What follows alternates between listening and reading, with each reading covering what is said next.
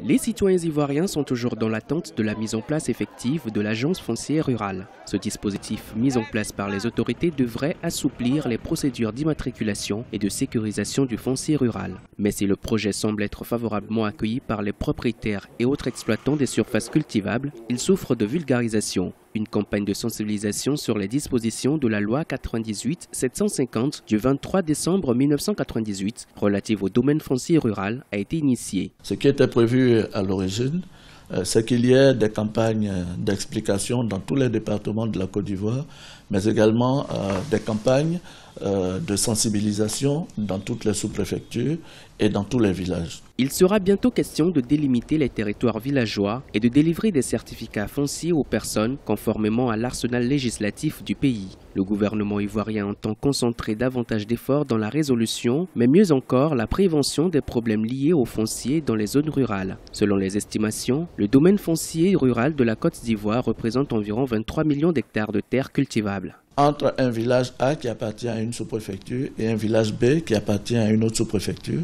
les données qui sont disponibles sur la carte ne peuvent pas permettre de régler ces problèmes-là.